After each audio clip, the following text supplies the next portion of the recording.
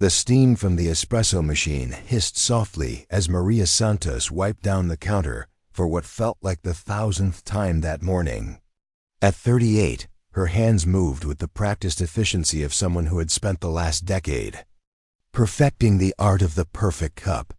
What her customers didn't know was that those same hands had once performed field surgery under enemy fire in the mountains of Afghanistan. Before we jump back in, tell us where you're tuning in from, and if this story touches you, make sure you're subscribed, because tomorrow I've saved something extra special for you. Most people saw Maria as just another small-town coffee shop owner. They'd smile politely, order their usual, and maybe comment on the weather. They noticed the slight limp when she walked, but assumed it was from standing on her feet all day. They saw the faded military photos on the walls as decoration, not understanding that each face represented a brother or sister who didn't make it home. What they definitely didn't see was the Purple Heart medal locked away in a safety deposit box across town, a reminder of a day that changed everything. The morning David Mitchell walked through her door would mark the beginning of the end of everything she'd built. But it would also become the start of something she never could have imagined. Maria Santos had never planned on becoming a coffee shop owner. 10 years ago, she was Staff Sergeant Santos, a combat medic with the 82nd Airborne Division, treating wounded soldiers in some of the most dangerous places on Earth. Her transition to civilian life hadn't been smooth. The nightmares, the hypervigilance, the way her heart would race at sudden loud noises, all of it made finding her place in the world feel impossible. The idea for Sunrise Cafe came during one of her darkest periods. She'd been living in a cramped apartment in Riverside, North Carolina, surviving on disability payments and struggling to find work that didn't trigger her anxiety.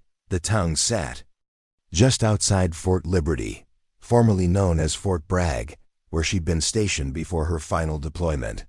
She'd chosen to stay partly because the area felt familiar, but mostly because she couldn't bear the thought of being too far from the only community that truly understood what she'd been through. The small storefront on Main Street had been empty for months when Maria first saw it. The previous tenant, an antique shop, had closed when the elderly owner passed away. Walking past the dusty windows day after day, Maria began to envision something different. Not just a business, but a gathering place. Somewhere that the active duty soldiers from the base could grab real coffee before their shifts, where military spouses could find community, where veterans like herself could feel at home. Using her VA small business loan, Maria transformed the space into something special. She kept the exposed brick walls and refinished the original hardwood floors herself, working late into the night when the physical labor helped quiet her mind. Along one wall, she created what became known as the memory wall, photographs from her unit, challenge coins from various deployments, and a small plaque that simply read, "In honor of those who served and those who serve still." The Sunrise Cafe officially opened on a cold February morning 5 years ago with exactly 3 customers: Lisa Chun, who would later become her assistant manager, old Mr. Peterson from the hardware store next door, and a nervous-looking young soldier who ordered black coffee and left a $5 tip on a $2 cup. Building the business had been harder than any military operation Maria had ever been part of. The learning curve was steep: understanding suppliers, managing inventory, dealing with health inspectors, and figuring out the mysterious world of social media marketing. But Maria approached it with the same methodical determination that had made her an exceptional medic. She studied her craft obsessively, learning about coffee bean origins, roasting techniques, and the science behind the perfect extraction. More importantly, she learned her customers. Jake Wilson, the local contractor, always ordered a large, dark roast at exactly 6:15 each morning before heading to job sites. Mrs. Rodriguez brought her book club every Thursday afternoon, and they always needed decaf after 3 o'clock. The group of nurses from the base hospital had become such regulars that Maria started preparing their complicated order of various lattes and cappuccinos as soon as she saw their car pull up. Tommy Rodriguez, no relation to the book club Mrs. Rodriguez, had started as her first employee 2 years ago. Fresh out of high school and putting himself through community college, he'd been intimidated by Maria's military background at first. She'd caught him staring at the photos on the wall during his first week, particularly one that showed her unit in full combat gear. "You were actually in Afghanistan?" he'd asked one quiet afternoon. "2 tours," Maria had replied simply, "not," looking up from the inventory sheet she was working on. "Did you did you see combat?" Maria had set down her pen and looked at the young man who was barely 19. "Tommy, I was a medic. My job was to run toward the fighting, not away from it." That conversation had marked a turning point in their working relationship. Tommy began to understand that his boss wasn't just someone who made good coffee. She was someone who had literally saved lives under the worst possible conditions. His respect for her grew, and with it came a loyalty that would prove crucial in the months ahead. Lisa Chun had joined the team a year later when the morning rush became too much for Maria to handle alone. A military spouse whose husband was deployed with the 3rd Special Forces Group, Lisa understood the unique challenges of military life. She'd managed a Starbucks in California before her husband's assignment brought them to North Carolina, and her experience with high-volume operations proved invaluable. "This place feels different," Lisa had told Maria during her interview. "It's not just about the coffee. It's about community." She was right. The Sunrise Cafe had evolved into something that went beyond a typical coffee shop. The community bulletin board by the front door was constantly filled with postings, everything from soldiers looking for roommates to spouses offering babysitting services.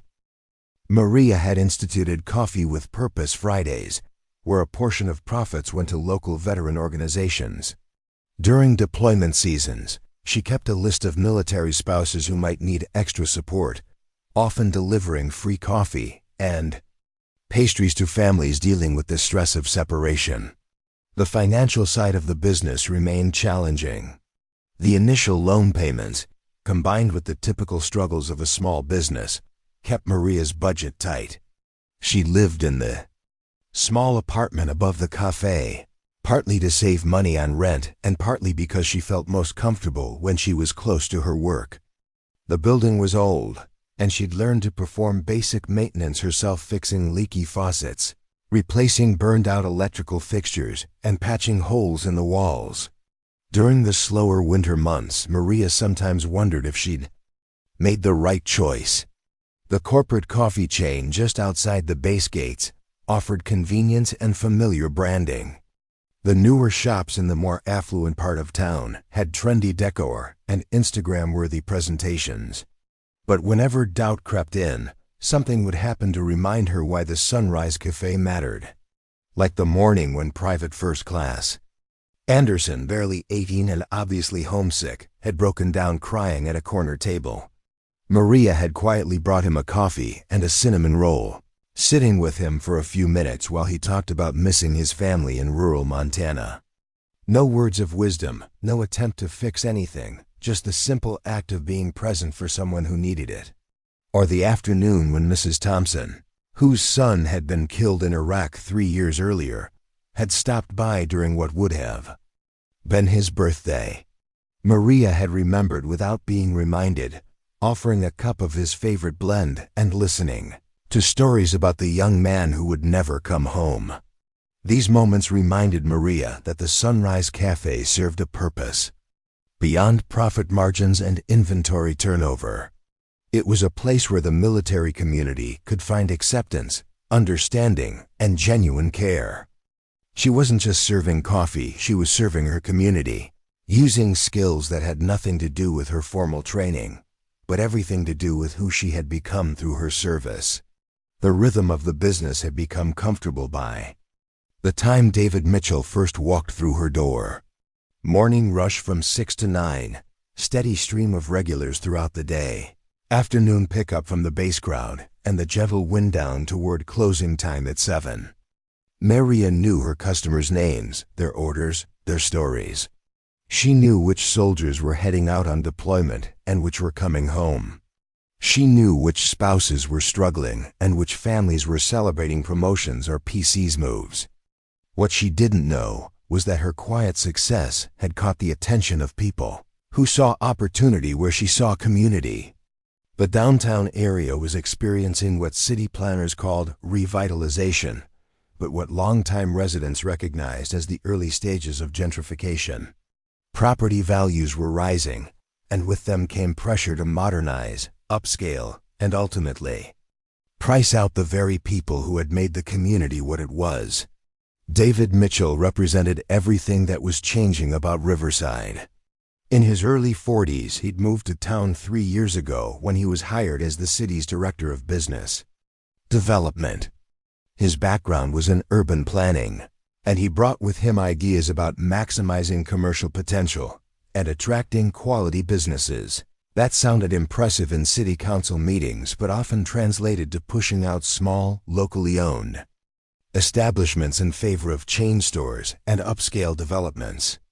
Mitchell had been observing the Sunrise Cafe for months before he finally decided to visit. Not as a customer, but as someone conducting what he would later describe as a preliminary assessment. He'd driven past at various times of day, noting the foot traffic, the types of vehicles in front, the general appearance of the building.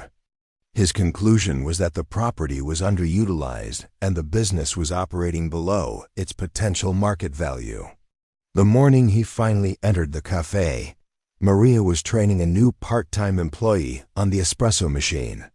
The lunch rush was still an hour away, and the space had the comfortable buzz of regular customers and familiar conversations.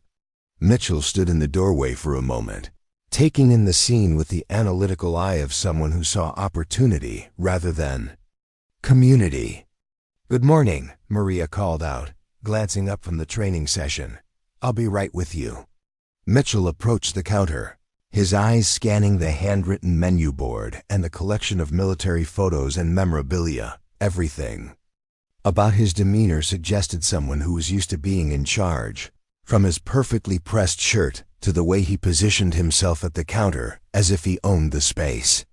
"You're the owner?" he asked when Maria finished with her employee and turned her attention to him. "That's right. I'm Maria Santos. What can I get started for you?" "David Mitchell, City Business Development. I'd like to speak with you about your operation here." The formality of his introduction set Maria's instincts on edge. In her experience, people who led with their titles usually had agendas that didn't align with her interests. But she maintained her professional demeanor, years of military discipline keeping her expression neutral. "I'm happy to talk, Mr. Mitchell. Would you like some coffee while we chat?" "That won't be necessary. This is more of a fact-finding visit." Mitchell pulled out a tablet and began asking questions that had nothing to do with coffee and everything to do with business metrics. How long had she been operating? What were her average daily sales? How many employees did she have? What was her current lease arrangement with the building owner? Maria answered his questions carefully, unsure where the conversation was heading, but increasingly uncomfortable with its direction. Something about Mitchell's approach reminded her of the inspections she'd dreaded in the military, the kind where someone with a clipboard had already made up their mind about what they were going to find. "The thing is, Ms. Preparing and narrating this story took us a lot of time, so if you are enjoying it, subscribe to our channel. It means a lot to us. Now back to the story." "Santos," Mitchell said, settling into what was clearly a practice speech, "this property has tremendous potential. Main Street is experiencing significant growth, and we're seeing increased interest from national chains and upscale establishments. The city is committed to supporting businesses that can maximize the economic impact of prime real estate." "I'm not sure I understand what you're getting at, Mr. Mitchell." "What I'm getting at is opportunity. There are several development groups interested in this block. They're looking to create a more cohesive, upscale commercial district. Coffee shops are definitely part of that vision, but they're thinking bigger, more sophisticated operations with broader appeal. Maria felt her jaw tighten. Are you suggesting my operation isn't sophisticated enough?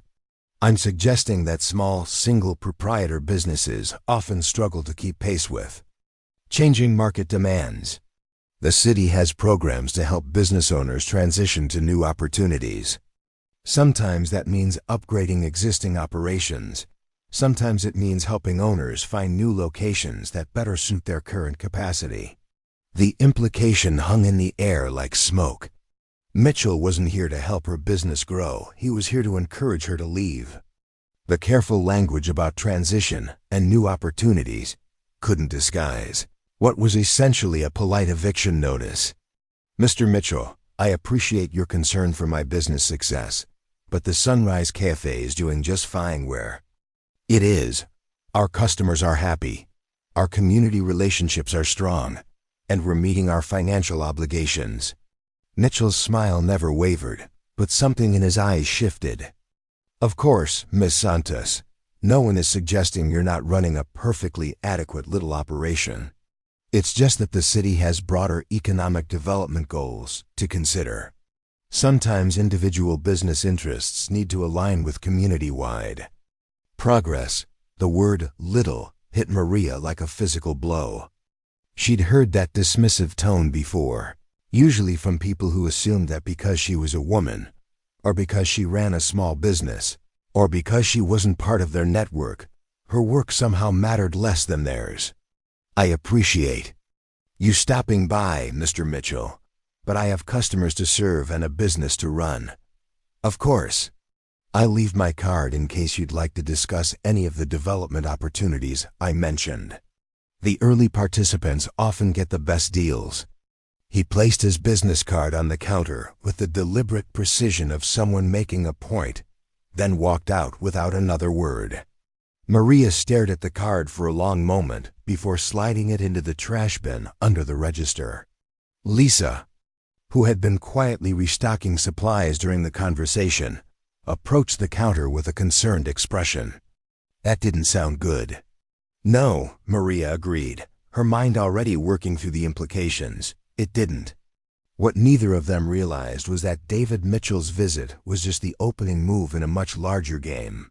The Sunrise Cafe, with its strong community ties and prime location, represented exactly the kind of obstacle that stood between Mitchell and his vision for a transformed downtown district. In his mind, Maria Santos was a small business owner who didn't understand the bigger picture. He had no idea that he was about to discover just how formidable an opponent a combat veteran could be when defending something she cared about. The foundation had been laid, the characters introduced, and the first shot fired. What would follow would test everything Maria had learned about perseverance, community, and the true meaning of service. The woman who had once run toward gunfire to save wounded soldiers was about to discover that some battles are fought not with medical supplies and courage under fire, but with documents, determination, and the power of a community that refuses to be pushed around. As the afternoon settled into its familiar rhythm, Maria continued serving her customers with the same care and attention she always had. But in the back of her mind, she was already preparing for a different kind of fight than any she'd faced before. The first sign that David Mitchell's visit had been more than just a casual inquiry came 2 weeks later, when Maria received a certified letter from the city's Health and Safety Department. The envelope bore the official seal of Riverside City government, and Maria's hands trembled slightly as she opened it. Years of military service had taught her that official correspondence rarely brought good news. The letter informed her that the Sunrise Cafe had been selected for a comprehensive health and safety audit as part of the city's new initiative to ensure all food service establishments met current standards. The inspection would be conducted by Jennifer Walsh from the County Health Department, along with a city representative, and would cover everything from food storage temperatures to fire safety compliance. Maria read the letter 3 times, her confusion growing with each pass. She'd passed her regular health inspection just 4 months ago with no violations. Her food handler certification was current, her equipment was well maintained, and she kept meticulous records of everything from refrigerator temperatures to cleaning schedules. The timing felt suspicious, coming so soon after Mitchell's unexpected visit. Lisa found her standing behind the counter, staring at the letter with the focused intensity she usually reserved for complicated latte art. Bad news? Maybe. The city wants to do another health inspection. A comprehensive one. Didn't we just pass inspection in June? That's what I'm wondering about. Maria called the health department to inquire about the inspection, speaking with a clerk who seemed as confused as she was about the need for an additional audit. After being transferred twice, she finally reached Jennifer Walsh, the inspector assigned to her case. Miss Santos, I have to admit, your cafe wasn't on my regular schedule. This request came through the city's business development office. They indicated there had been some concerns raised about compliance issues. What kind of concerns? I maintain detailed records of everything. I'm sorry, but I wasn't given specifics. The request just asked for a full audit to ensure everything meets current standards. I'm sure it's just routine. But Maria's instincts told her nothing about this was routine. She spent the next 3 days preparing for the inspection with the thoroughness of someone preparing for a military review. Every surface was scrubbed, every record organized, every piece of equipment tested and documented. She even had Tommy create a checklist to ensure they hadn't missed anything. The inspection team arrived on a busy Thursday morning, just as the breakfast rush was hitting its peak. Jennifer Walsh seemed professional and fair, but the city representative who accompanied her was a young man named Brad Stevens who worked directly under David Mitchell. Stevens carried a clipboard and wore the self-important expression of someone who believed he wielded significant authority. The inspection lasted 4 hours. Walsh found 3 minor violations that wouldn't have warranted more than a verbal warning in any reasonable assessment. A cleaning supply bottle that wasn't properly labeled, a thermometer in one refrigerator that was reading 1 degree below the required temperature, and a fire extinguisher that was 2 weeks overdue for its annual inspection. Stevens, however, seemed determined to find more serious issues. He measured counter heights, checked electrical outlet spacing, and questioned whether the cafe's seating capacity exceeded what was allowed under the current occupancy permit. He spent 20 minutes examining the vintage military photos on the walls, claiming he needed to verify that they met current decor safety standards. These photos aren't properly secured, he announced, pointing at a framed picture of Maria's unit from Afghanistan. If there was seismic activity, they could fall and injure customers. Maria bit back her first response, which would have involved some colorful military terminology. Mr. Stevens, we don't typically experience earthquakes in North Carolina. Safety standards don't depend on likelihood, Ms. Santos. They depend on possibility. The final report cited the cafe for 8 violations, including the 3 Walsh had found and 5 additional issues that Stevens had identified. The fire extinguisher and thermometer were legitimate concerns that Maria addressed immediately. The others felt like harassment disguised as regulatory enforcement. Most troubling was Stevens' recommendation that the cafe's occupancy permit be reviewed due to what he termed concerns about crowd control and emergency egress during peak hours. This recommendation would trigger another round of inspections, this time involving the fire marshal and city planning department. Maria spent the weekend researching city inspection procedures and discovered that her cafe had received far more scrutiny than was typical for an establishment with her compliance history. A few phone calls to other business owners revealed that several longtime Main Street establishments had recently undergone similar comprehensive audits, all requested through the Business Development Office. The pattern was becoming clear. Mitchell wasn't just encouraging businesses to relocate. He was using the regulatory system to create compliance burdens that would make continued operation difficult and expensive. The fire marshal inspection occurred the following Tuesday. Captain Robert Hayes was a 20-year veteran of the fire department who approached his job with professional competence rather than petty officiousness. He walked through the cafe methodically, checking exit routes, fire suppression systems, and electrical safety. "Your setup is fine, Ms. Santos," he told her after completing his assessment. "I don't see any issues with occupancy limits or emergency procedures. Your building is old, but it's well maintained. I'm not sure why this inspection was requested." "Neither am I, Captain Hayes, but I appreciate your thoroughness. For what it's worth, I've been getting a lot of these requests lately. Businesses that have operated safely for years suddenly need emergency inspections. Makes me wonder what's driving this sudden concern." 3 days later, Maria received another certified letter. This one informed her that based on the recent inspections, her business license would be subject to review at the next city council meeting. The letter didn't specify what issues would be discussed, but it advised her that she could address the council during the public comment period if she wished. Maria had never spoken at a city council meeting, but she began preparing for what felt like the most important presentation of her civilian life. She gathered every document related to her business operations: tax returns, inspection reports, employee records, customer testimonials, and financial statements showing her consistent rent payments and tax contributions to the city. The council meeting was held on a Wednesday evening at 7 o'clock in the community center adjacent to City Hall. Maria arrived early, sitting in the back row with a folder full of documents and a growing sense that she was walking into an ambush. David Mitchell sat at a side table designated for city staff, wearing the confident expression of someone who controlled the agenda. When the meeting reached the item about business license reviews, he stood to address the council with the smooth delivery of someone who had rehearsed his remarks.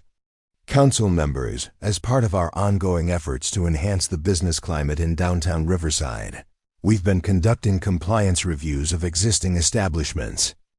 Several businesses have been identified as operating with outdated permits or inadequate safety measures." Mitchell's presentation painted a picture of a downtown district in transition, where businesses needed to meet higher standards to match the area's growing reputation. He spoke about economic development goals, tourism potential, and the importance of maintaining a professional image that would attract quality businesses and customers. The Sunrise Cafe, operated by Ms. Maria Santos, has been identified as having several compliance issues that raise concerns about public safety and operational standards. While Ms. Santos is undoubtedly well-intentioned, her establishment has accumulated multiple violations and may not be suitable for continued operation in its current form. Maria felt her face flush as Mitchell recited a list of violations. That made her cafe sound like a public health hazard. He didn't mention that most of the issues were minor technicalities, or that her establishment had operated safely for 5 years, without incident. He certainly didn't mention that the sudden spike in inspections had coincided with his visit to her cafe. When the public comment period opened, Maria walked to the podium with the steady gait of someone who had faced hostile audiences before. She looked out at the 5 council members, recognizing 2 of them as occasional customers who had always seemed satisfied with their coffee and service. "Council members, I'm Maria Santos, owner of the Sunrise Cafe. I'm here tonight because I believe there's been a mischaracterization of my business and its role in our community." She began by describing the cafe's history and its service to the military community. She talked about the families who had found support during deployments, the soldiers who had found a home away from home, and the veterans who had found community and understanding in her establishment. The violations mentioned tonight were mostly minor technical issues that I addressed immediately upon notification. My cafe has operated safely for 5 years, serving thousands of customers without incident. We maintain high standards of cleanliness and food safety, as evidenced by our consistent passing of regular inspections. Maria pulled out customer testimonials she had collected, reading several that spoke to the cafe's importance in the Fayan community. She showed photos of fundraising events, military appreciation days, and community gatherings that had taken place in her establishment. The Sunrise Cafe isn't just a business, it's a community resource. We provide a gathering place for military families, a quiet space for students to study, and a meeting point for local organizations. We support local suppliers when possible and contribute to community causes. But as she spoke, Maria could see that 3 of the 5 council members had already made up their minds. They listened politely, but their body language suggested that her presentation was merely a formality before a predetermined conclusion. Councilwoman Patricia Rivers, who Maria recognized as someone who had never visited the cafe, asked pointed questions about compliance costs and operational capacity. Ms. Santos, bringing your establishment up to current standards would require significant investment. Do you have the financial resources to make necessary improvements? The question was loaded with implications. Maria could either admit to financial constraints, which would suggest her business was unstable, or claim she had unlimited resources, which would contradict her earlier statement about being a small operation. Councilwoman Rivers, my business has been profitable and sustainable for 5 years. I've consistently met my financial obligations and contributed to the local economy. Any necessary improvements would be made as they are for any responsible business owner. After 40 minutes of questions that felt more like an interrogation than a public hearing, the council voted to table the business license review pending further investigation. The motion passed 3-2, with the dissenting votes coming from the 2 council members who were familiar with the cafe. Mitchell approached Maria after the meeting, his expression a careful mask of professional sympathy. Ms. Santos, I hope you understand that this process isn't personal. The city has standards to maintain, and sometimes that creates difficult situations for existing businesses. Mr. Mitchell, what would it take for this situation to be resolved in my favor? Well, that's not really up to me. But businesses that demonstrate adaptability and willingness to work with city development goals often find the regulatory process more accommodating. There it was again, the barely veiled suggestion that cooperation with his vision would make her problems disappear. Maria understood the implication perfectly. Conform to his plans for downtown development, or face continued regulatory harassment until she was forced to close or relocate. The next morning brought fresh challenges. Maria arrived at the cafe to find Tommy waiting by the front door with an expression that told her something else had gone wrong. Someone posted reviews online, he said without preamble. Bad ones. Really bad ones. Maria's stomach sank as Tommy showed her his phone. 3 one-star reviews had appeared overnight on Google and Yelp, all from accounts with generic names and no profile photos. The reviews contained remarkably similar language, describing poor service, overpriced drinks, and unsanitary conditions. One review specifically mentioned safety violations and advised readers to be careful about food poisoning. The reviews were clearly fake, but they would be visible to anyone researching the cafe online. More concerning was their timing. Appearing just hours after the city council meeting, someone was conducting a systematic campaign to damage her reputation.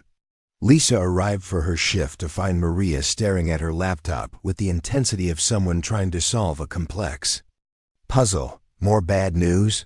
Fake reviews. 3 of them, all posted last night with similar language.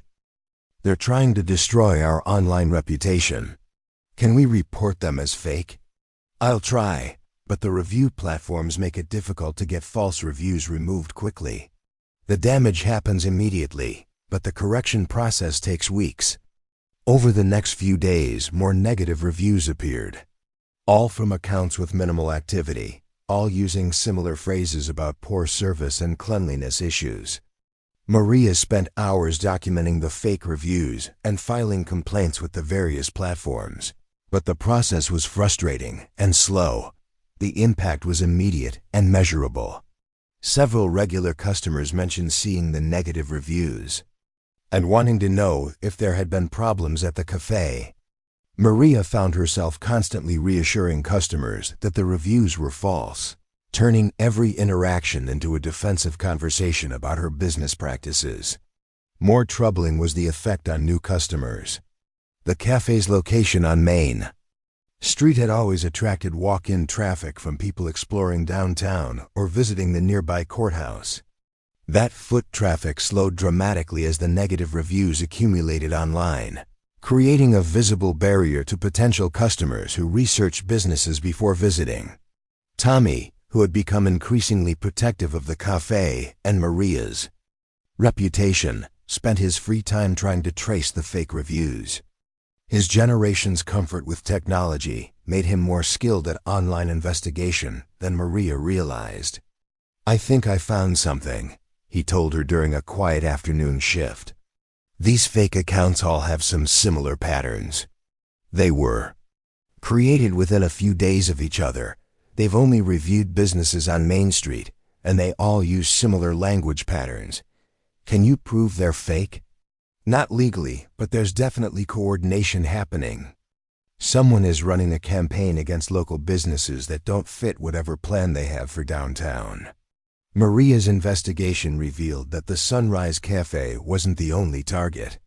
3 other longtime Main Street businesses had recently experienced similar patterns of fake negative reviews, regulatory scrutiny, and pressure to relocate or close. The common thread was their status as independently owned establishments occupying prime real estate in the downtown corridor. The harassment campaign escalated when Maria received a visit from Officer Kevin Walsh, a young policeman who seemed uncomfortable with his assignment. He explained that the city had received complaints about noise violations and requested that Maria keep music and conversation levels down during evening hours. "Officer Walsh, we close at 7 o'clock and we've never had noise complaints in 5 years of operation. Our evening customers are mostly students doing homework and people having quiet conversations." "I understand, Ms. Santos, but complaints were filed and I have to follow up. Just try to keep things quiet, okay?" The complaints were obviously fabricated, but they created another layer of scrutiny and documentation that added to Maria's growing file of regulatory issues. Every interaction with city officials was becoming part of a record that painted her as a problematic business owner, even though each individual issue was minor or baseless. The financial impact was becoming serious. The reduced foot traffic from negative reviews, combined with the cost of addressing various compliance issues, was straining the cafe's budget. Maria had been forced to reduce Tommy's hours, and she was considering whether she could afford to keep Lisa on full-time. The stress was affecting her sleep and triggering symptoms she hadn't experienced in years. The hypervigilance and anxiety that had plagued her after returning from Afghanistan were returning, fueled by the constant sense of being under attack by an enemy she couldn't clearly identify or confront directly. One evening, as Maria was closing the cafe alone, she found herself standing in front of the memory wall, looking at the photos of her military unit. The faces staring back at her represented people who had faced impossible odds with courage and determination. They had trusted her to treat their wounds under fire, to make life-and-death decisions under pressure, to stand her ground when everything depended on it. The thought occurred to her that David Mitchell had no idea who he was targeting. He saw a small business owner who could be pressured, regulated, and harassed into submission. He didn't realize he was taking on someone who had been trained to respond to hostile environments with tactical thinking and stubborn resilience. Maria pulled out her phone and called Lisa. "Are you free tomorrow morning before we open? I want to talk about our next steps. Is everything okay?" "Not yet, but it's going to be. I'm done playing defense." The decision to fight back had been building for weeks, but it crystallized in that moment, surrounded by reminders of her military service. She had survived combat deployments, treated wounded soldiers under enemy fire, and built a successful business from nothing.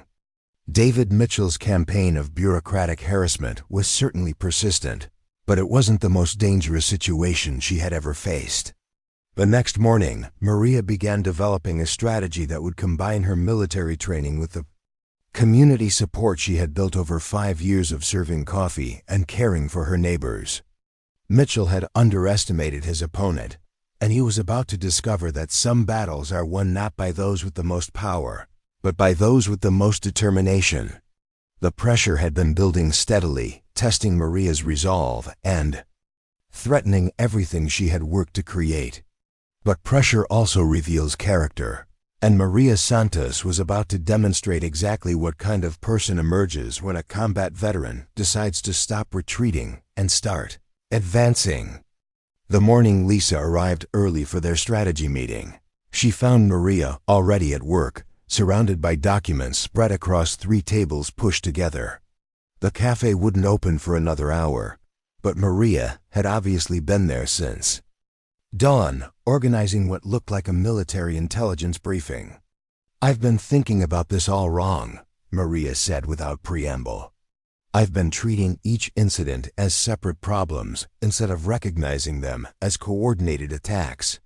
Lisa poured herself coffee from the pot Maria had prepared and settled into the chair across from her. "What did you find?" Maria had spent the night documenting every interaction with city officials, every inspection, every complaint, and every fake review. Laid out chronologically, the pattern was undeniable. Look at the timeline. Mitchell visits on October 3rd. Health inspection request comes October 18th. City Council review scheduled November 2nd. Fake reviews start appearing November 3rd, just hours after the meeting. The evidence painted a clear picture of systematic harassment designed to drive her out of business. But Maria had also been researching David Mitchell himself, using skills she'd learned in military intelligence briefings to understand her opponent. Mitchell arrived in Riverside 3 years ago from Charlotte, where he worked for a private development company called Urban Renaissance Group. That company specializes in what they call downtown revitalization projects. They identify undervalued commercial districts, work with local governments to clear out existing businesses, then bring in their own retail partners. Lisa studied the documents Maria had printed, so he's not just a city employee. He's working for private developers? That's what I'm starting to think. Look at this. Maria showed her a newspaper article from Charlotte describing a downtown development project that had displaced dozens of small businesses. David Mitchell was quoted extensively as the project coordinator. The same thing happened in Asheville 2 years before that, and in Wilmington before Charlotte. Mitchell moves from city to city, spends a few years clearing out small businesses, then moves on to the next project. The realization was both frightening and empowering. Maria wasn't facing random bureaucratic harassment. She was confronting a professional operation designed to eliminate small businesses like hers. But understanding the true nature of the threat also revealed potential weaknesses in Mitchell's approach. He's done this before, which means there might be a paper trail. Other business owners who face the same tactics. Maybe even some who fought back successfully. Maria spent the next 2 days reaching out to business owners in the cities where Mitchell had previously worked. The conversations were revealing and disturbing. In Charlotte, a family-owned bookstore had been forced to close after a series of code violations and licensing challenges. In Asheville, a coffee roastery had relocated outside the downtown area after months of regulatory pressure. But Maria also found allies. Rebecca Martinez had owned a restaurant in Charlotte that had survived Mitchell's campaign through a combination of community support and legal challenges. She agreed to speak with Maria by phone, sharing tactics that had worked and warning about strategies that had failed. "The key is documentation," Rebecca explained. They rely on people getting frustrated and giving up. But if you document everything and can prove a pattern of harassment, you can turn the tables. I hired a lawyer who specialized in civil rights violations, and we were able to demonstrate that the city was selectively enforcing regulations. What was the outcome? We won, but it took 2 years and cost me $20,000 in legal fees. The restaurant survived, but just barely. The stress nearly destroyed my marriage and my health. Rebecca's experience provided a roadmap, but also a sobering reminder of the costs involved in fighting back. Maria didn't have $20,000 for legal fees, and she couldn't afford a 2-year battle that would drain her resources and energy. She needed a different approach, one that leveraged her unique advantages rather than trying to match Mitchell's resources. Maria's military background had taught her that successful operations often depended on choosing the right battlefield and using unconventional tactics against better-funded opponents. The breakthrough came when Tommy discovered something during his online research. While investigating the fake reviews, he had found connections between several of the fake accounts and a social media management company based in Charlotte. The same company had a contract with Urban Renaissance Group for reputation management services.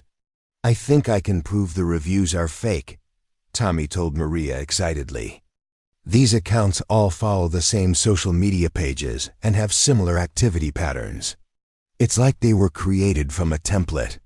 Maria studied Tommy's findings with the analytical mindset she'd used to assess intelligence reports in Afghanistan. The evidence was circumstantial but compelling. More importantly, it represented something concrete she could present to authorities rather than just claiming harassment. "Can you put together a report showing these connections?" "Already working on it. I'm documenting everything with screenshots and timestamps. If these reviews are part of a coordinated campaign, they should prove it." While Tommy compiled his digital evidence, Maria began reaching out to her military network.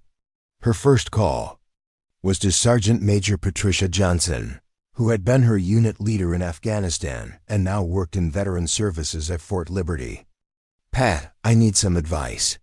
I'm dealing with what feels like a coordinated attack on my business, and I'm not sure who to trust in the local government." Patricia listened as Maria explained the situation, occasionally asking pointed questions that revealed her continued sharp tactical instincts. "This feels like a psychological op. Maria, someone's using red tape as a weapon to get what they couldn't through a direct confrontation. That's exactly how it feels. The question is, how do we fight back? The same way we dealt with hostile actors in the field: gather intel, build alliances, control the story, and strike when the time is right. Don't fight on their terms." Patricia's military insight helped Maria see things differently. She had been reacting to Mitchell's moves instead of taking the initiative. It was time to go on the offensive, to use her strengths strategically and exploit his weaknesses. A multi-pronged plan began to take shape. First, Maria would gather evidence of the harassment campaign and bring it into the public eye. Next, she would activate her strongest supporters, the military community who made up the bulk of her customer base. Lastly, she would reach out to veteran organizations that had influence, funding, and political reach, assets Mitchell couldn't easily challenge. The turning point came one hectic Friday morning when an elderly woman named Mrs. Helen Rodriguez walked into the cafe, visibly distressed, clutching a letter. Her son had died in Iraq, and she had lived in her subsidized apartment for 15 years, relying on military benefits and proximity to key services like the grocery store and post office. "Maria, I got this letter yesterday. I don't really understand it," she said, her voice shaky. The letter came from the city's housing authority, informing residents that the apartment complex was under consideration for redevelopment. Tenants might be forced to relocate within a year as part of a downtown renewal initiative. Maria's frustration grew as she read. The letter could mean the end of Mrs. Rodriguez's independence. She couldn't afford market-rate housing and needed to stay close to essential services. Moving her would effectively uproot her from the community she'd known for decades. "Have the other residents gotten letters too?" Maria asked. "Most of us did. We're scared. We don't know where we're supposed to go," Mrs. Rodriguez replied. The housing complex sat just 2 blocks from Main Street, prime real estate for luxury development. Maria realized then that Mitchell's actions went far beyond business sabotage. He was part of a broader plan to gentrify the area by displacing anyone who didn't fit a wealthier, more curated image of the downtown core. That afternoon, Maria made a pivotal decision. She would no longer play defense. She would expose the entire development plan, but she wouldn't do it alone. She picked up the phone and called Captain Stephen Brooks, a Delta Force operator she had treated for shrapnel wounds during her second deployment in Afghanistan. He was still on active duty at Fort Liberty, and like many in the Special Operations community, he felt a deep loyalty to the medics who had treated him under fire. "Maria Santos," Stephen said as soon as he answered. "I heard you were running a coffee shop now." "I am. But I need your help from someone who understands the damage that comes when civilians target military families." Maria laid out the situation, the redevelopment plan that threatened to displace veterans, the coordinated harassment of military-friendly businesses, and the smear campaign against her cafe. "You're saying some local bureaucrat is targeting military families and using government channels to do it?" "That's exactly what I'm saying." Stephen didn't hesitate. "What do you need?" "Someone with credibility to validate this, someone the press and city officials can't ignore when they hear what's happening." "You've got it. I'll bring a few people who know how to handle this kind of thing." The next step was rallying the wider veteran community. Maria's first stop was the local VFW, where Commander Bill Patterson was setting up for the weekly meeting. A Vietnam veteran, Bill had long been a respected voice on veteran issues throughout southeastern North Carolina. "Commander Patterson, I need to address the group tonight. What's happening affects all of us." That evening, Maria stood before about 40 veterans, representing generations from Vietnam to Afghanistan. She explained the situation, how the city's redevelopment efforts were targeting businesses owned by veterans and threatening affordable housing for elderly military families. "This isn't just about my coffee shop," she told them. "It's about all of us. This is about whether our community will continue to welcome and support military families, or whether we're going to be pushed aside for upscale development that serves tourists and transplants." The response was immediate and overwhelming. These were men and women who had served their country with honor and who understood the importance of supporting each other in civilian life. The idea that someone was using government authority to harass veterans and military families triggered a protective instinct that transcended individual politics or personalities. Commander Patterson stood up after Maria finished speaking. "Brothers and sisters, we've all seen what happens when good people stay silent while others abuse their authority. The question is what we're going to do about it." The VFW voted unanimously to support Maria's efforts and to investigate the broader impact of the development scheme on the veteran community. More importantly, they agreed to provide resources for a comprehensive response that would include legal research, media outreach, and political pressure. Over the weekend, Maria's Cafe became an unofficial headquarters for the growing coalition. Veterans arrived throughout the day, some offering expertise in areas like legal research and media relations, others contributing funds for expenses, and still others volunteering to spread the word through their own networks. Jake Wilson, the contractor who had been a regular customer since the cafe opened, brought blueprints showing the planned development area. "I got these from a friend who works in city planning. Look at this." The blueprints revealed the scope of Mitchell's vision. The entire downtown core would be redeveloped with upscale retail, boutique hotels, and luxury condominiums. The existing businesses, affordable housing, and community services would all be eliminated to make way for developments that would cater to wealthy tourists and affluent retirees. This isn't revitalization, Jake said grimly. This is displacement. They're planning to price out everyone who currently lives and works downtown. Lisa, who had been quietly supportive throughout the crisis, made a suggestion that surprised everyone. What if we made this about more than just stopping the development? What if we presented an alternative vision for downtown that preserves the community while still encouraging economic growth? The idea energized the group. Instead of simply opposing Mitchell's plan, they would develop their own comprehensive proposal for downtown development that preserved affordable housing, supported local businesses, and maintained the area's character as a military community. Tommy volunteered to create a social media campaign highlighting the positive aspects of the current downtown area and the contributions of veteran-owned businesses. Mrs. Rodriguez agreed to speak publicly about how the development would affect elderly residents who depended on down services. By Sunday evening, Maria had assembled a coalition that included active-duty special operations soldiers, veteran advocacy organizations, local business owners, and community residents. They had documented evidence of regulatory harassment, proof of fake online reviews, and blueprints showing the true scope of the development plan. Most importantly, they had transformed the narrative from a dispute between Maria Santos and David Mitchell into a broader question about whether Riverside would continue to support its military community or abandon them for commercial development.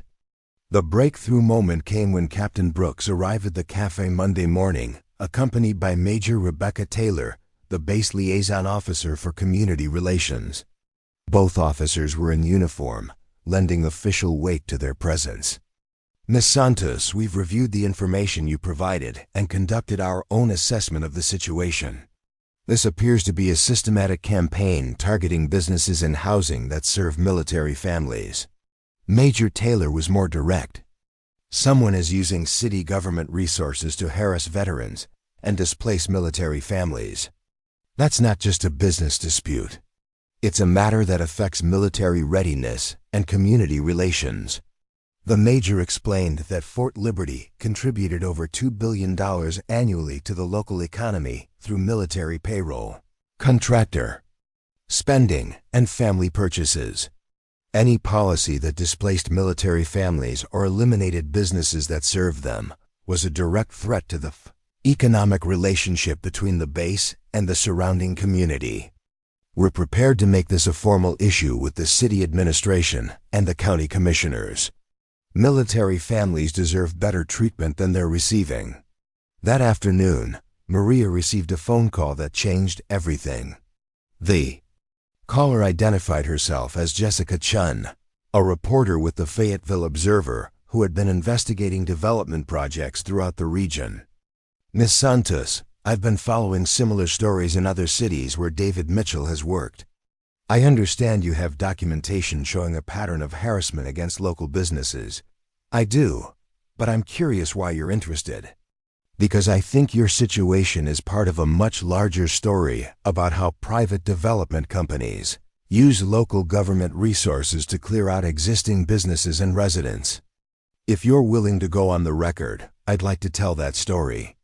Maria agreed to meet with the reporter, but she also realized that media attention would escalate the conflict beyond anything she had previously experienced.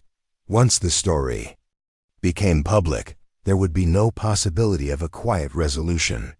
Mitchell would be forced to respond, and the battle would shift to a very public arena. That evening, as Maria locked up the cafe, she stood once again in front of the memory wall, looking at the faces of soldiers who had trusted her with their lives in combat. The decision to go public would put everything she had built at risk, but it would also give her the best chance of protecting the community that had supported her. She thought about Mrs. Rodriguez facing displacement from her home, about the other business owners enduring similar harassment, and about the military families who depended on the services and community that downtown Riverside provided. Choice was clear. Maria pulled out her phone and called Jessica Chun.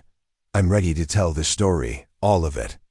The next morning would mark the beginning of a very different kind of battle, one fought in newspapers and city council meetings, rather than with regulations and fake reviews. Maria had spent weeks learning to defend herself against Mitchell's attacks. Now she was about to discover what happened when a combat veteran decided to stop defending and start attacking. The breaking point had been reached, and the decision made.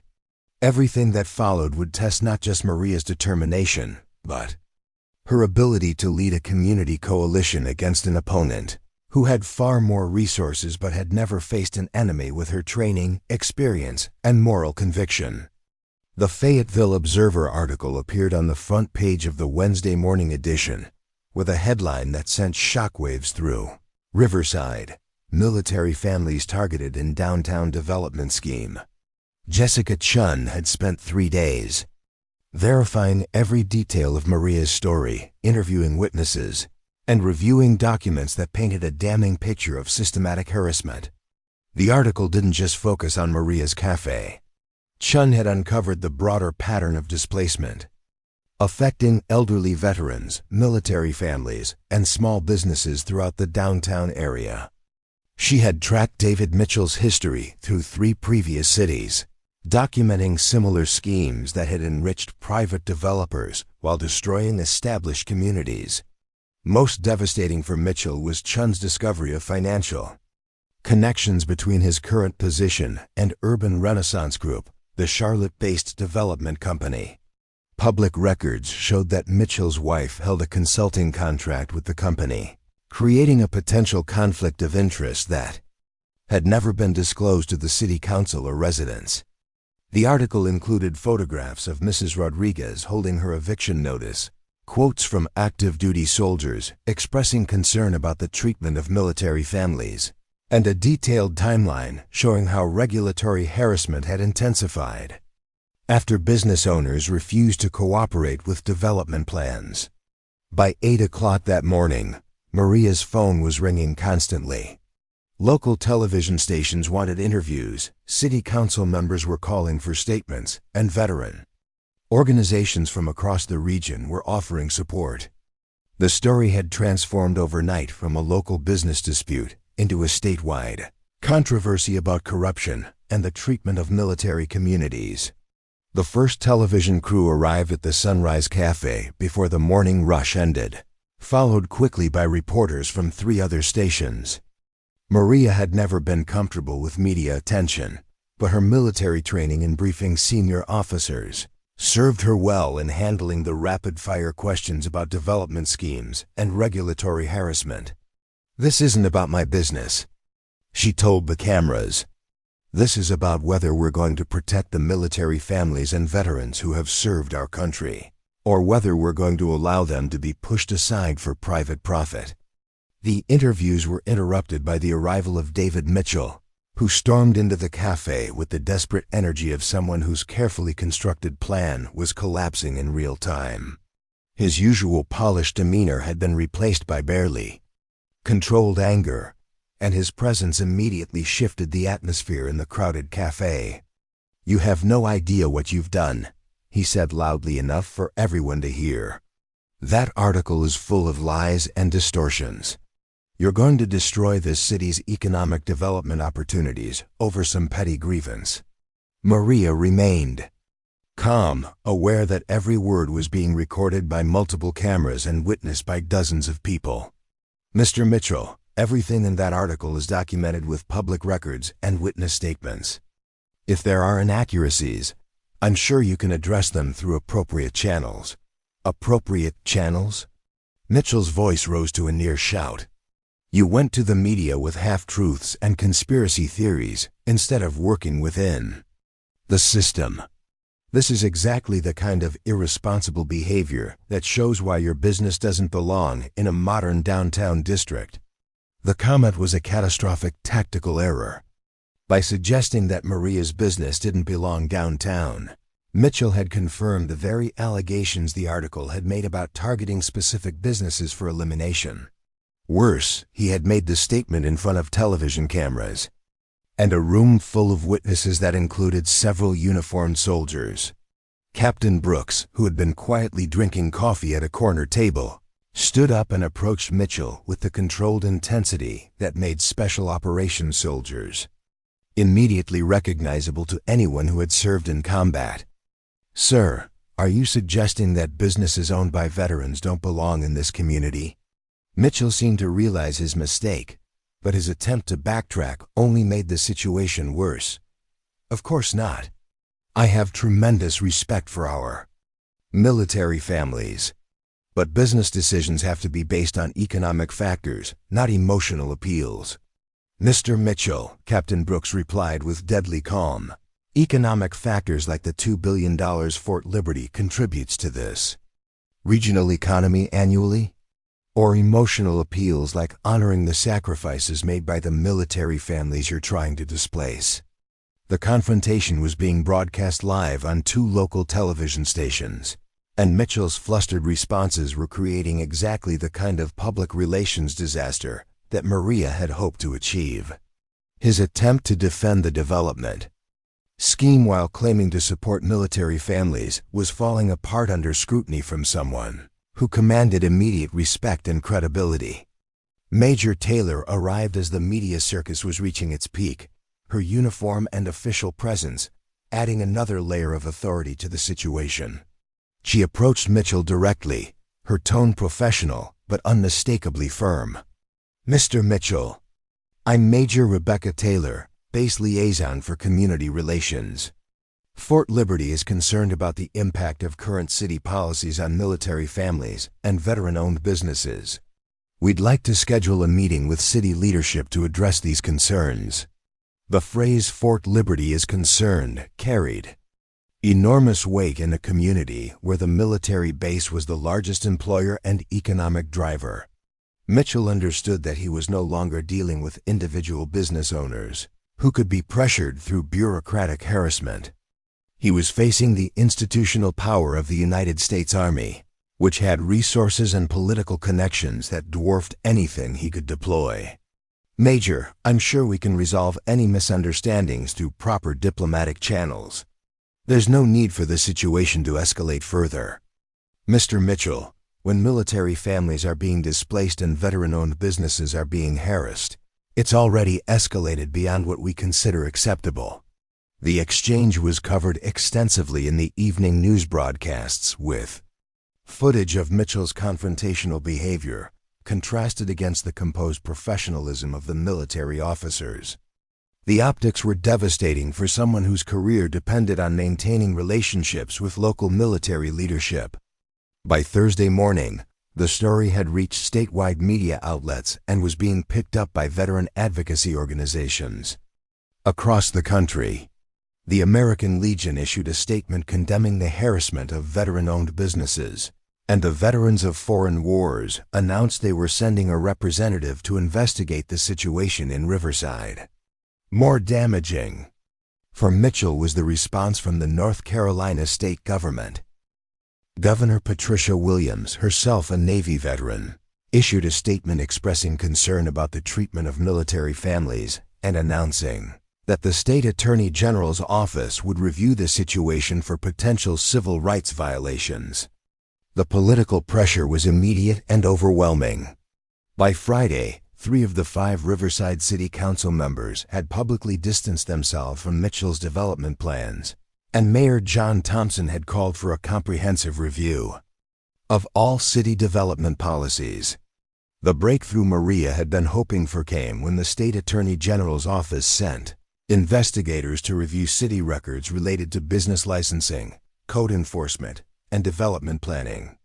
The investigators were particularly interested in the selective enforcement patterns that had targeted businesses serving military families while ignoring similar violations at establishments that supported the development scheme.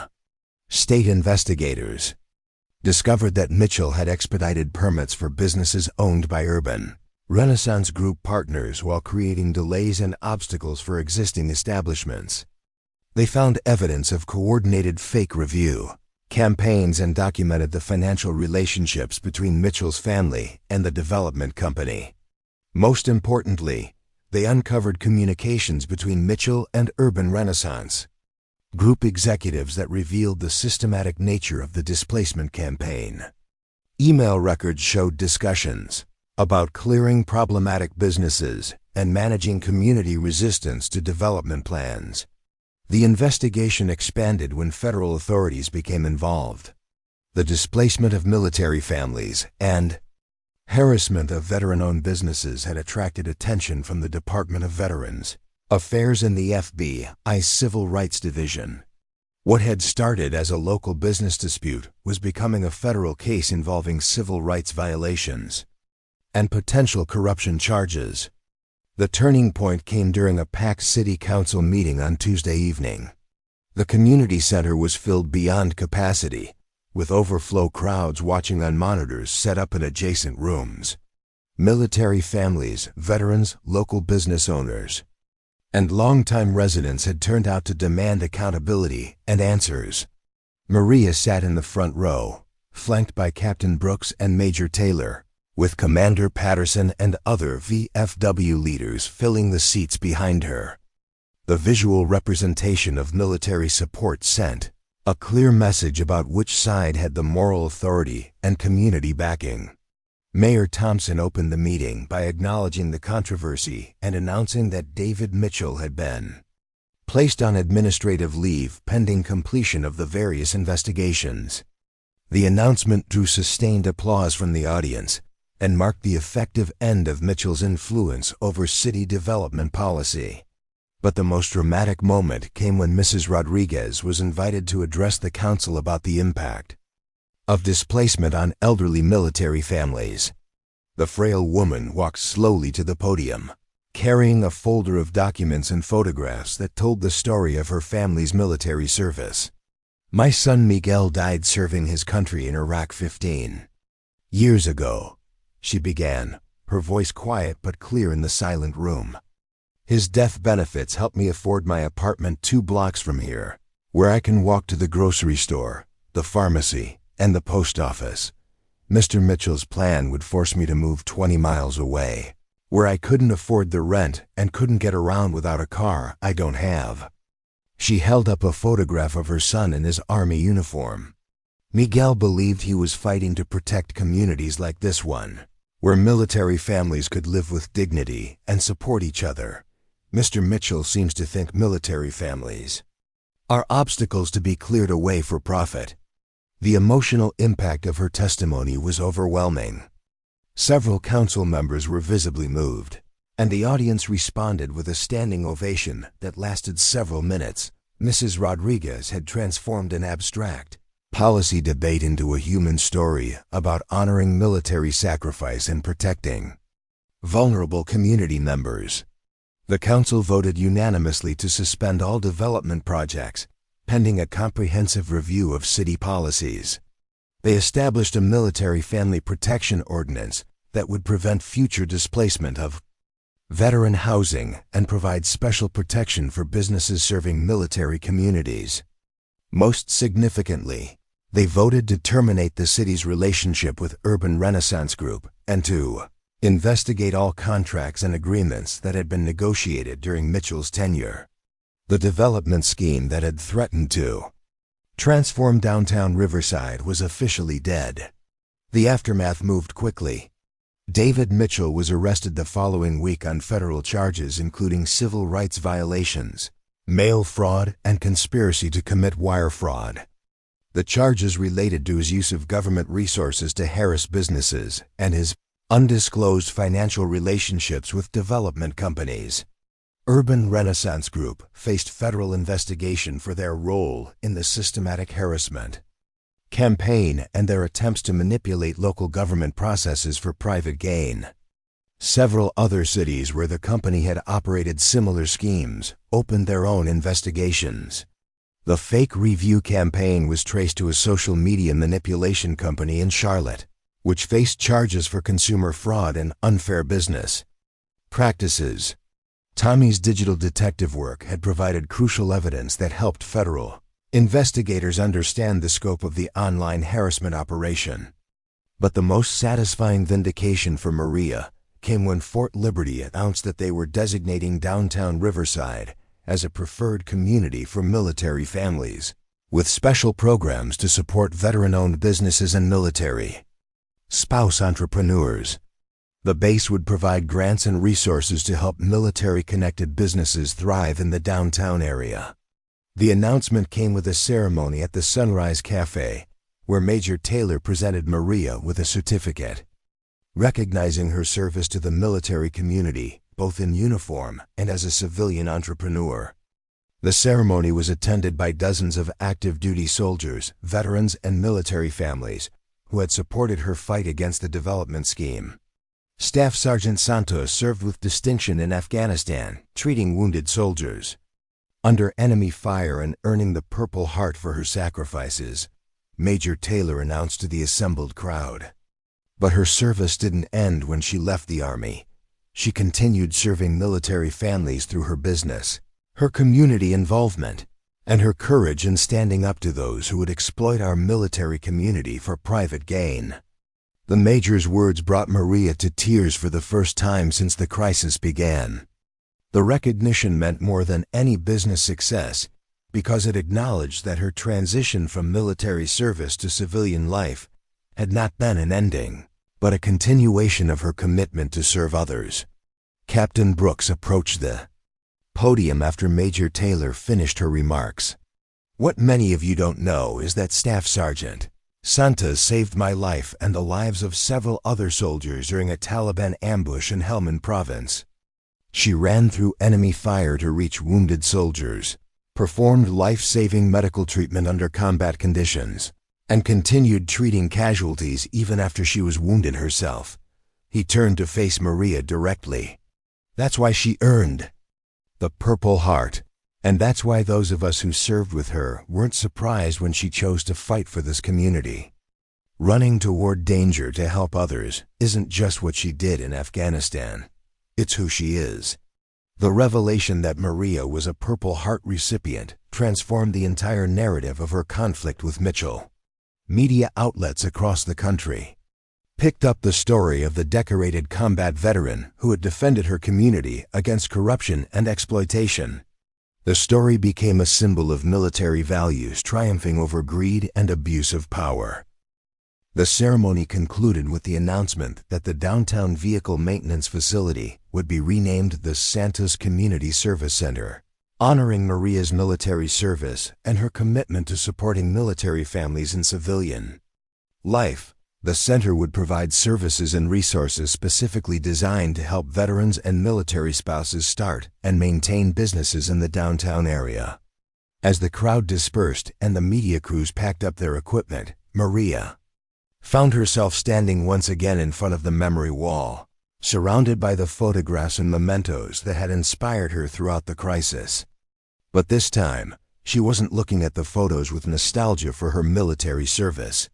She was seeing them as reminders that service takes many forms, and that the values learned in uniform could be applied to civilian challenges with equal effectiveness. The battle was over, but the victory belonged not just to Maria, but to every military family, veteran, and community member who had refused to be intimidated by those who abused their authority for personal gain. The reckoning had arrived, and justice had prevailed through the collective action of people who understood that some fights are worth having regardless of the personal cost. 6 months after David Mitchell's arrest, Maria stood behind the counter of the Sunrise Cafe, watching a scene she never could have imagined during the darkest days of the harassment campaign. The morning crowd included not just her regular customers, but military families from across the region who had heard about the cafe's role in protecting veteran rights. A steady stream of visitors arrived daily, drawn by the story of the Purple Heart recipient who had stood up to corruption and won. The transformation had been remarkable. What had started as a desperate fight to save her small business had evolved into something much larger. The Sunrise Cafe had become a symbol of military community resilience and a destination for veterans and active duty personnel throughout North Carolina. Maria's customer base had tripled, but more importantly, the nature of her business had expanded in ways that fulfilled her deepest sense of purpose. The Santos Community Service Center, housed in the renovated building next door, had become a hub for veteran entrepreneurship and military family support services.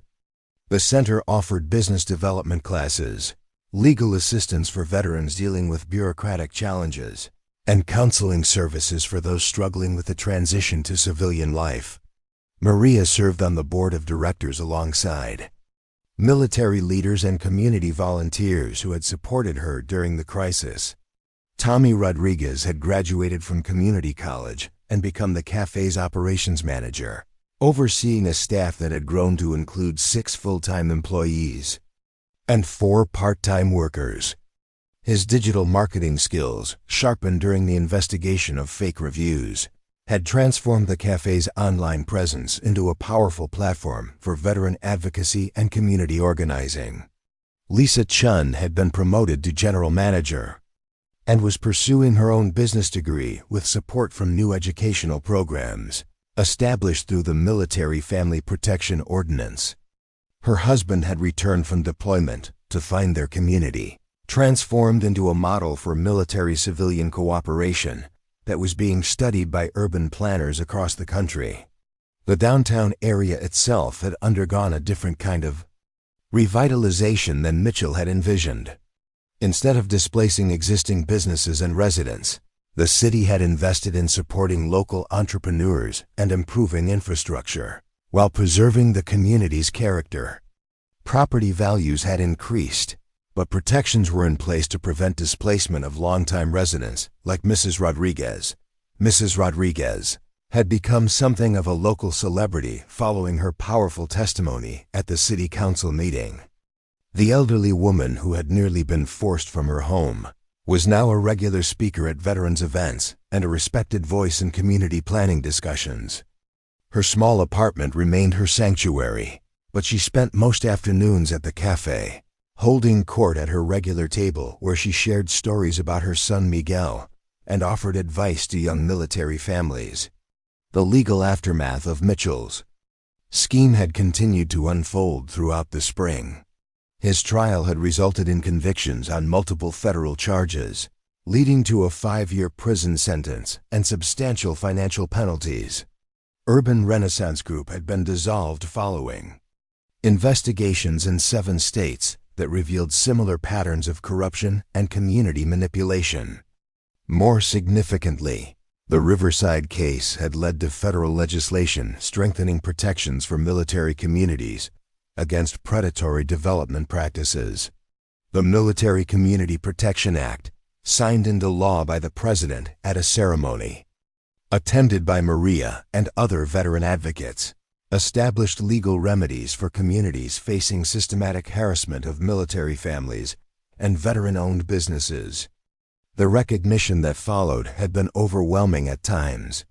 Maria had testified before congressional committees about the challenges facing veteran entrepreneurs, spoken at military conferences about community resistance to corruption, and been featured in national media stories about grassroots organizing. The attention was sometimes uncomfortable for someone who had always preferred working behind the scenes, but she understood that her platform could be used to help other military communities facing similar threats. The most meaningful recognition had come from unexpected sources. A delegation from Charlotte had visited the cafe to study how Riverside had successfully resisted the type of development scheme that had displaced dozens of businesses in their city.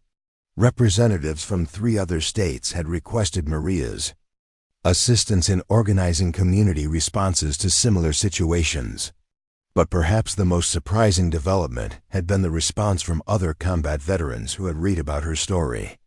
Maria received letters and emails from Purple Heart recipients across the country, sharing their own experiences with the challenges of civilian life and expressing gratitude for her willingness to speak publicly about military service and veteran issues. One letter had particularly moved her. It came from Sergeant First Class Michael Thompson, a medic who had been wounded in Syria and was struggling to find purpose in civilian life. "Your story reminded me that service doesn't end when you take off the uniform," he wrote. "I'm looking into starting a nonprofit to help other wounded veterans. Thank you for showing that our training and experience can be used to fight different kinds of battles. The ripple effects continued to expand. The cafe had become a stop on informal networks of military families traveling between duty stations, with soldiers and veterans often driving hundreds of miles out of their way to visit the place where a fellow veteran had successfully stood up to corruption. The memory wall had expanded to include photographs and mementos from visitors representing every branch of the military and conflicts spanning 6 decades. Maria had also begun speaking at military bases about veteran entrepreneurship and community organizing. Her presentations combined practical business advice with lessons learned from her confrontation with Mitchell, emphasizing how military skills could be adapted to civilian challenges. The response from service members preparing for retirement had been enthusiastic, with several launching their own businesses using strategies Maria had developed. The financial transformation of the cafe had been as dramatic as its symbolic importance. Revenue had increased by over 200%, allowing Maria to pay off her expansion loan 3 years early and invest in new equipment and facilities. But more important than the financial success was the sense of security and stability that had replaced the constant anxiety of the harassment period. The success had also enabled Maria to give back to the community that had supported her. The cafe now employed 3 veterans who had struggled to find work after leaving the military, and Maria had established a small fund that provided interest-free loans to other veteran entrepreneurs facing startup challenges. Every Friday, the cafe donated profits to different military charities, continuing the Coffee with Purpose tradition that had begun years earlier. The relationship with Fort Liberty had evolved into a formal partnership that served as a model for military-civilian cooperation.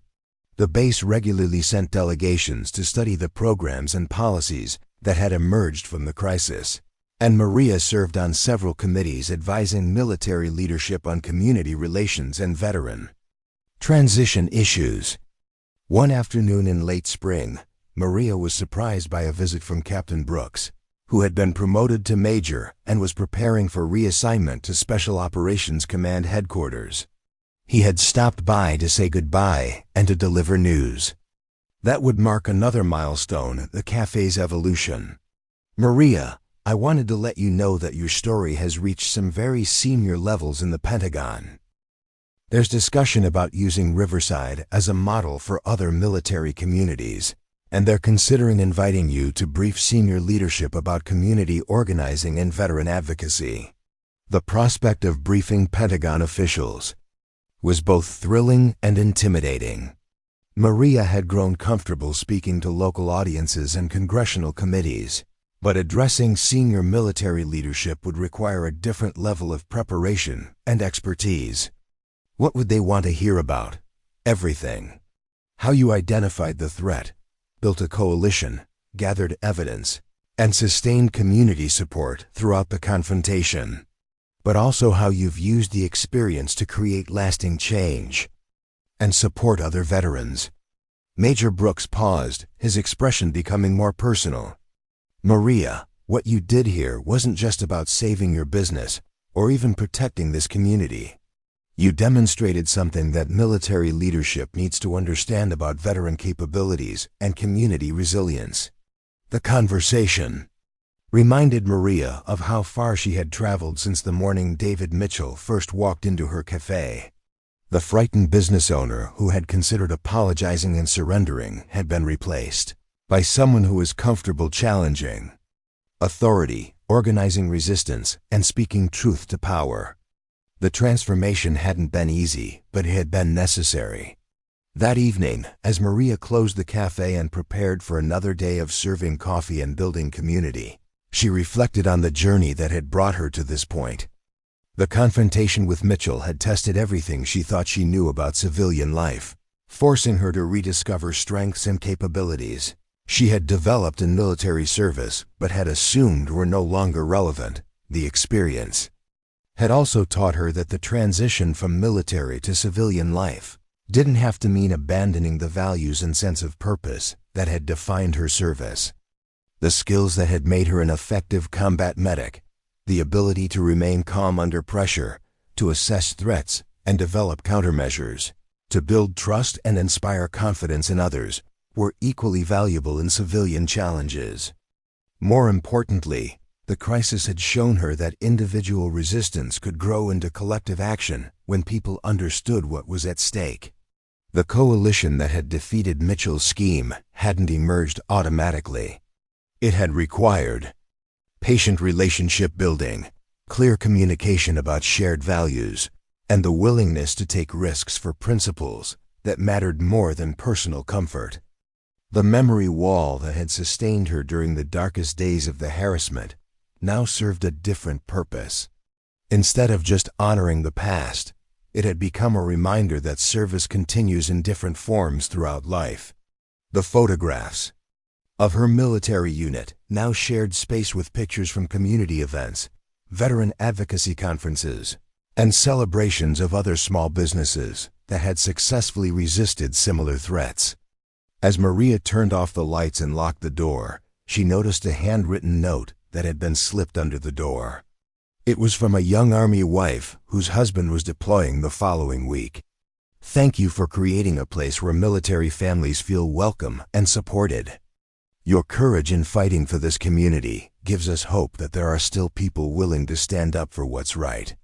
Notes like this arrived regularly, reminding Maria that her decision to fight back had resonated far beyond Riverside. The story of the Purple Heart recipient who had defeated corruption through community organizing had become part of military folklore, shared in barracks and family housing areas whenever service members faced their own challenges with bureaucratic harassment or community indifference. The following morning brought another surprise. Jessica Chun, the reporter whose investigation had exposed Mitchell's scheme, called with news that her series of articles about the Riverside development controversy had won a state journalism award for investigative reporting. More importantly, the articles had been compiled into a case study that was being used in journalism schools to teach about covering military communities and veteran issues. "Maria, I want you to know that your willingness to go on the record made all the difference.